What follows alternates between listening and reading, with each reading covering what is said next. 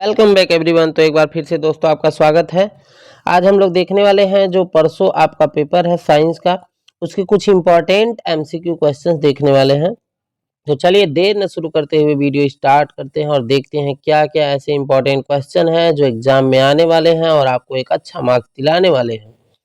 First question आपको यहाँ दिख जाता है कि जब हाइड्रोजन गैस को जलाया जाता है ना तो बनने वाला उत्पाद क्या होता है भाई। जब हाइड्रोजन गैस को आप जलाएंगे, हाइड्रोजन गैस आप पता है H2, और जलाएंगे तो ऑक्सीजन तो चाहिए ही चाहिए। तो जब H2 और O2 रिएक्शन करेंगे तो बनेगा क्या आपका H2O जल बनेगा। बिल्कुल सही आंसर।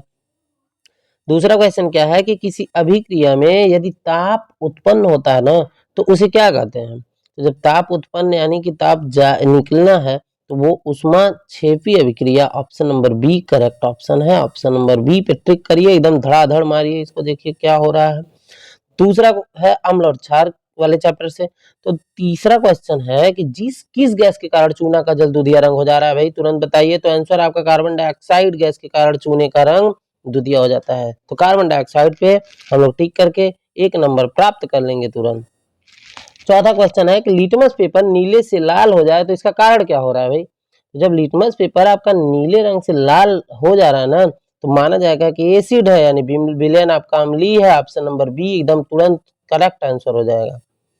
चलिए आगे देखते हैं जो कि मेटल एंड नॉन मेटल, धातु और अधातु वाले चैप्टर से है। पांचवा क्वेश्चन आपके स्क्रीन पे दिख रहा है। तो धातुओं में विद्युत धारा प्रवाहित करने का गुण क्या कहलाता है। तो धातुओं में विद्युत धारा प्रवाहित करने का गुण जो है चालकता। ऑप्शन नंबर ए को तुरंत करेक्ट कर लेंगे। 6 नंबर क्वेश्चन है निम्नलिखित में से अधातु क्या है। तो देखते हैं भाई, निम्नलिखित में से जो सल्फर है वो है अधातु, बाकी सब तो धातु है।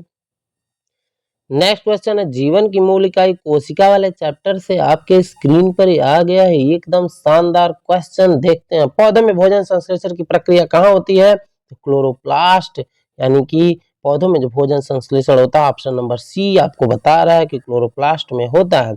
डीएनए की खोज कौन कर दिया है भाई। तो डीएनए की खोज जो किए हैं फ्रेडरिक मीसर ने किया है। ऑप्शन नंबर बी को एकदम करेक्ट मान के चलते हैं। आगे देखते हैं जैव प्रक्रम वाले क्वेश्चन में कौन कौन सा आ गया है। जैव प्रक्रम में मानव में पाचन क्रिया कहाँ से शुरू हो रही है। तो मानव में पाचन क्रिया अगर शुरू करवाया जाए तो मुंह से ही स्टार्ट होगी ना। मुंह में बढ़िया चबाएंगे खाएंगे तभी जाकर पचेगा, अदरवाइज जो है पचेगा नहीं, सड़ जाएगा आपका खाना, बहुत बेकार हो जाएगा सिस्टम। 10वां नंबर क्वेश्चन है कि कौन सा एंजाइम कार्बोहाइड्रेट को ग्लूकोज में बदल दे रहा है। तो बिल्कुल जो है इसके जवाब को जानने के लिए आप आ जाइए स्क्रीन पर, देखिए एमाइलेज जो है ना ऑप्शन सी ये बदल दे रहा है। अगला क्वेश्चन विद्युत धारा के प्रभाव से है, आपके स्क्रीन पर दिख रहा होगा साफ साफ कि विद्युत चुंबक का कार्य करने के लिए आवश्यक कौन सी वस्तु है। तो तार में प्रवाहित धारा। ऑप्शन ई आपका करेक्ट होता हुआ यहाँ पर दिखाई दे रहा है। 12 नंबर क्वेश्चन है कि बिजली का उपयोग करने वाले उपकरण में कौन सा प्रभाव होता है। तो जो भी बिजली के उपकरण होते हैं उसमें चुंबकीय, ऊष्मीय और रासायनिक तीनों के तीनों प्रभाव होता है।